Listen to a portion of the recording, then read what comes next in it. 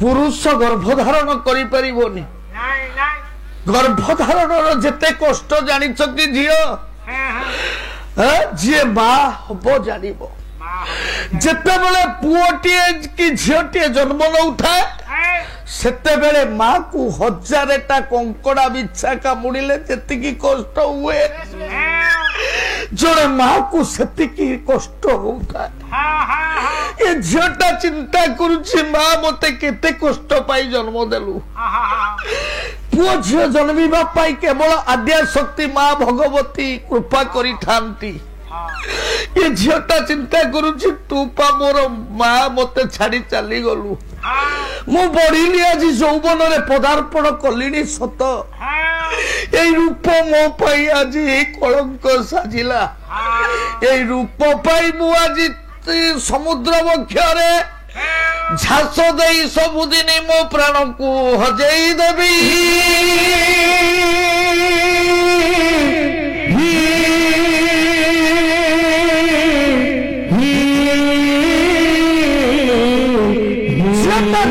चिंता कला मु बंची पारिबिनी कहीं ये पुरुष समाज नारी को बंचई दबनी कविवर राधानाथ राय बहादुर कलम कले नेत्र जुगे जुबा पियंती जेऊ मृतरे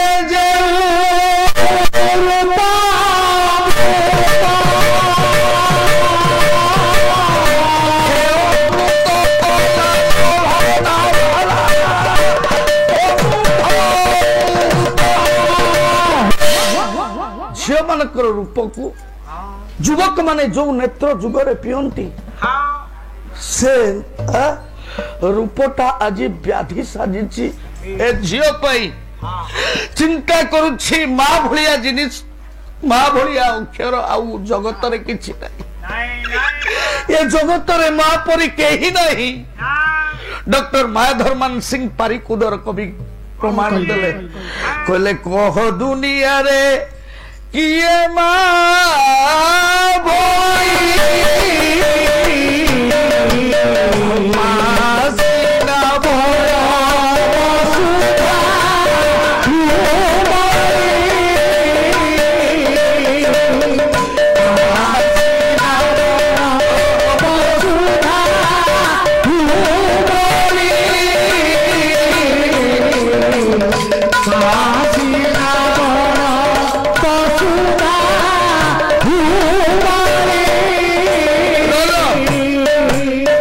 आज कहीं आम पुओ झील मैंने आमको मानु ना आम सुख दुख आम भागी करूना तमें केते कष्ट पाई पुओटे कि झीलटे जन्म देइछ ये छुआ तमें केते कष्ट देइछ माँ बापा को केबे भाबिना तमें केते कष्ट पाइछ तम पुओ को झील को कहिना तमरी भलिया जने माँ ता पुओ को से दिन कहला कहला पुओ रे तू जीवन रे केबे मारुन सुझी परिबुनी बाबू हे किए जीवन रे मारुन सुझिलानी काहे की ना मार से ने हो मार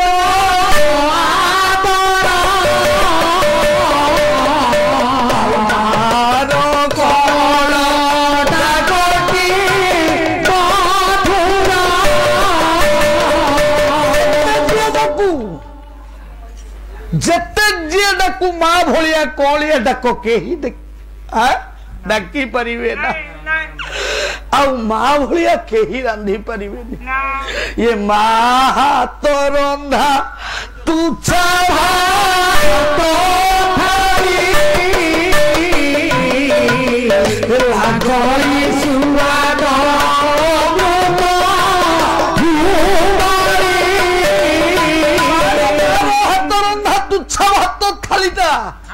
जिते बड़े भोक होता सत बड़े पुओ झील पाई अमृत भली लगे माँ जहाँ रांधी दे पेट टपा पोड़ी जाऊ नहीं ये माँ कोले पुओ दुनिया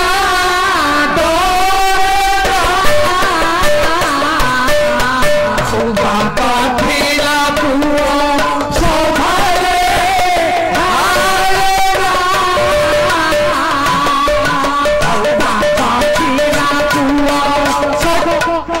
ମା କୋଳରେ ପୁଅଟା କେବେ ଡରେ କି? ଆଉ ଯିଏ ବାପା ଯାହାର ଅଛି ସିଏ କେବେ ହାରିଯାଏ କି? ନା ବାବୁ ଆପଣଙ୍କ ପୁଅ ଦୋଷ କରିବ, ଗାଁ ଲୋକ ଡାକିବେ କାହାକୁ? ପୁଅକୁ ଡାକିବେ ନା, କହିବେ ଅମୁକ ବାବୁଙ୍କ ପୁଅ, ବାବୁଙ୍କୁ ଡାକ।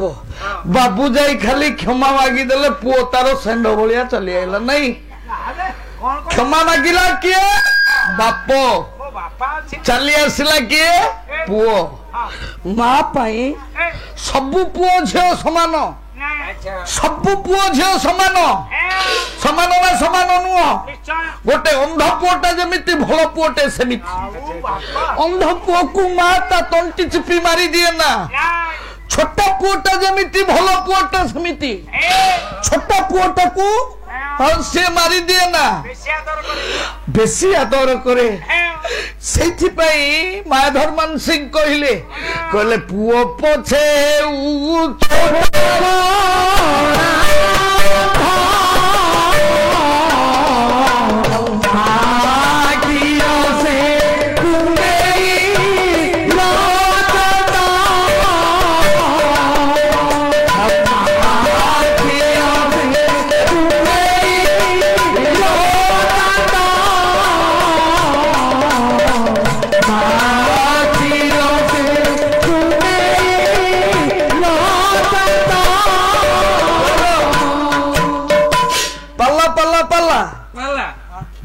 ପାଲା ହଲା ନୁହଁ, ପାଲା ଓଡିଶାର ସଂସ୍କୃତି।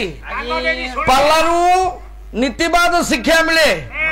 ଆଜିର ସମାଜ ଯୋଉ କଳଙ୍କିତ ଧାରାକୁ ଯାଉଛି, ବିପଥଗାମୀ ହଉଛି, କେବଳ ପାଲା ହିଁ ଏହାର ସମାଧାନର ବାଟ। ପୁଅ ଝିଅ ମାନେ ଯଦି ପାଲା ଶୁଣିବେ, ଆମ ଶାସ୍ତ୍ରକୁ ଶୁଣିବେ, ଆଜିର ମା ମାନେ ଯୋଉ ଭୁଲ ବାଟକୁ ଯାଉଛନ୍ତି ନାଇଁ କି? ପାଲା ତାର ମୂଳବିନ୍ଦୁ ହବ ସେ ଝିଅ ବୋହୂ ମାନଙ୍କୁ ସଂସ୍କାର ଦବା ପାଇଁ। କେମିତି? ଏ ଝିଅ ଭଉଣୀ କହିବ ତ ବୁଢୀ ଶାଶୁଟା ଅଛି, ତାର ସେବା କରିବା ତମର ଉଚିତ ନା ଉଚିତ ନୁହେଁ? କଣ ଆଣିଛୁ? ମାଲ ଆଣିଛୁ କି? କଣ ଆଣିଛୁ? ଡାଉରୀ ମୁଣ୍ଡେଇକି ଆସିଥିଲା, ଆଣିଥିଲୁ? ଏ ଝିଅ ଦିନ ଥିଲା ଡାଉରୀ ନଉଥିଲେ ମା ମାନେ। ବର୍ତ୍ତମାନ ଆମର ଆଉ ସେ କଥା ନାହିଁ। ଏବେ ଝିଅ ମାନେ ଆଉ ମିଳୁନାହାନ୍ତି। ତେଣୁ ଝିଅ ମାନେ ମିଳୁନଥିବାରୁ ପୁଅ ମାନେ ଆଉ କିଛି ଦିନ ପରେ ବି ବାହା ହେଇ ପାରିବେନି। ଏବେ କନ୍ୟା ଘରକୁ ବର ଘର ବାଲା ଦୌଡ଼ି ଦୌଡ଼ି ତାଙ୍କ ଗୋଡ ଛିଡୁଛି, ଛିଡୁନି? 10 ବର୍ଷ ତଳେ ଡାଉରୀ ଥିଲା। ମୁଁ ପ୍ରଶ୍ନଟା ପଚାରିଛି ଭାଇ, ମା ତମକୁ ବି ପଚାରିଛି। ତମେ ଜଣେ ବୋହୂ ହେଇ ସାରିଛ, କୁହ ତ ତମେ ତମ ସେଇ ଅଲେଇ ବାଉଳି ଶାଶୁର ସେବା କରିବ ନା? ନା କରିବ? କାହିଁକି ମନା? ଖାଲି ମିଛୁଟାରେ କହିଲେ ହବ କି? ତା ଗୋଡ ଯୋଉ ଫାଟିଥିବ, ଗୋବର ଲାଗିଥିବ, ତମେ କରିବ? ଶାଶୁ ଗୋବର ଚକୁଡିନି? ଛାଡେ ସେ କଥା। ସେବା କରିବ ତ? ଯଦି ସେବା କରୁଥାନ୍ତେ ତାହେଲେ ଯଶୋବନ୍ତ କହିଲେ ମାଳିକାରେ, କହିଲେ ଶାଶୁର ବାଳ ଯେ ବୋହୁ ଧରିବ, ଶାଶୁର ବାଳ ଯେ ବୋହୁ ଧରିବ, ଶାଶୁର ବାଳ ଯେ ବୋହୁ ଧରିବ, ଶାଶୁର ବାଳ ଯେ ବୋହୁ ଧରିବ, ସେ ଭାରିଟା ନେଇ ପୁଅ ରହିବ, ଭାରିଟା ନେଇ ବଳିରେ ଏମିତି ହବ। ଶାଶୁର ବାଳକୁ ବୋହୁ ଧରିବ, ସେ ଭାରିଜାକୁ ନେଇ ପୁଅ ରହିବ। କାହିଁକି? ନାରୀ କି ସ୍ୱାଧୀନତା ସେ ଭଳିଆ ଦିଆଯାଇଛି। ନାରୀ ସ୍ୱାଧୀନତା ପାଉ, ସଶକ୍ତିକରଣ ହଉ ନାରୀ ଜାତି, ନାରୀ ଶକ୍ତି, ଅକ୍ଷୟ ଶକ୍ତି। କିନ୍ତୁ ଭୁଲ ବାଟକୁ ନ ଯାଉ, ଆମ ସଂସ୍କୃତି କଳୁଷିତ ନ ହଉ, ଓଡିଆ ଜାତିର ମାନମହକ ରହୁ।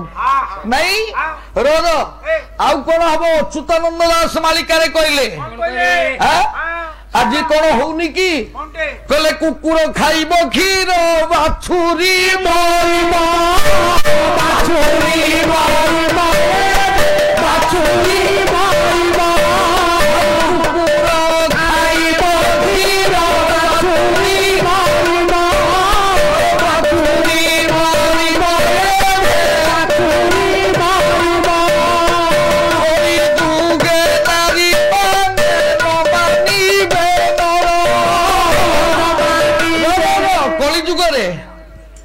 नारी माने नर कहले पुरुष को मानिबेनी आ जीए मानु थाए से होची उत्तम नारी दुईटा दुई कुलर हिता नहले दुई कुल को पिता सुनो मा जदि शाशुर सेवा करवा ठीक को बही लिखाई जानिछ कि काव्यर ना तपस्विनी काव्यर ना तपस्विनी कवि होचंती गंगाधर मेहर कौन लिखाई जानिछ कौन लिखिले जानिछ ये शाशु पयर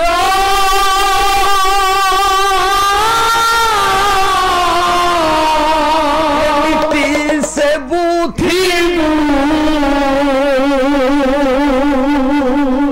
गृहर देवता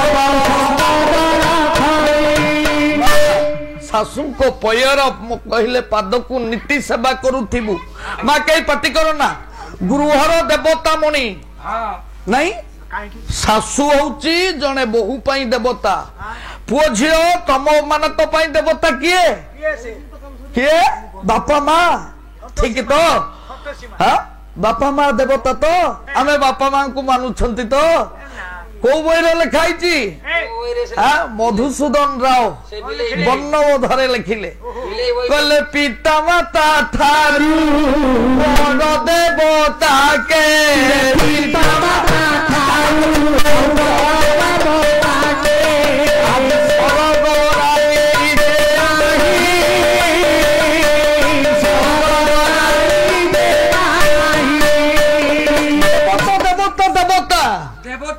आमे जो देवता बोली कहती देवता कौठी मंदिर रे नाहंती मंदिर रे अछंती कवि कहले झियो टिके मन दे के पाला सुन के अन्य मनस्क हो ना देवता देवता देवता आमे जो देवता कथा कहउछंती मंदिर रे देवता नाहंती मु कहउछि की कवि लिखिले कहले दियो देखी जीवालो सही तमे सब मकर संक्रांति हेतियो जाइथियो ठाकुरानी देखियो ये दियो देखी जीवालो सही की लिखले गया अचुत लिखिले ये दियो देखी जीवालो सही ये देउल रे दियो देवता नाही दियो देखी जीवालो सही ये देउल रे दियो देवता नाही दियो देखी जीवालो सही जदी देउल रे दियो अछंती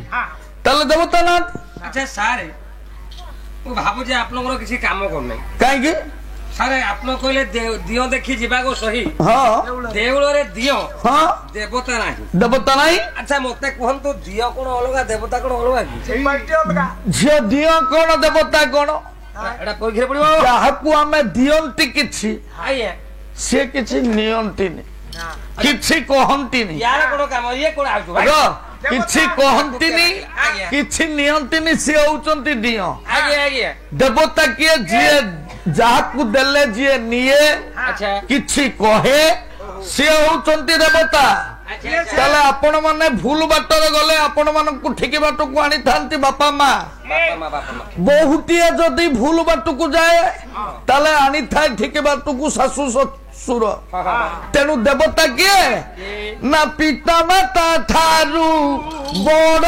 देवता के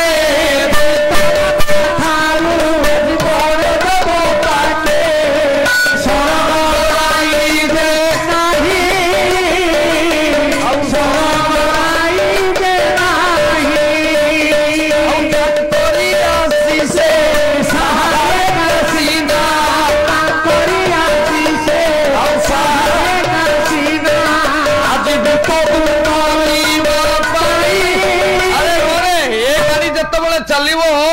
ବିଜନେସ ଭଳିଆ ଚାଲିବ। ଆଜ୍ଞା ଆଜ୍ଞା ଲୋକାଲ କିଏ କହିଲା ଏ ସମାଜରୁ ପାଲା ଧୀରେ ଧୀରେ କମି ଯାଉଛି? ନା ନା ଆମର ଟିକେ ଟିକେ କିଏ କହିଲେ ଗାୟକ ମାନେ ଜନ୍ମ ନଉନାହାନ୍ତି? ଏବେ ସବୁ ପାଠୁଆ ଗାୟନ ଯେତେ ଗାୟକ ଅଛନ୍ତି ର ତାହେଲେ ଦେବତା ହଉଛନ୍ତି ପିତା ମାତା। ଆଚ୍ଛା ଆଚ୍ଛା ଆଚ୍ଛା ତେଣୁ ଶାଶୁର ପୟର ନୀତି ସେବୁଥିବୁ, ପାଦକୁ ନୀତି ସେବୁଥିବୁ। ନୀତିବାଣୀଟା କଣ ଝିଅ ଶୁଣ, ଗୃହର ଦେବତା ମଣି, ଆଚ୍ଛା ଗୃହର ଦେବତା ମଣି ଶାଶୁର ପାଦ ସେବା କରୁଥିବୁ।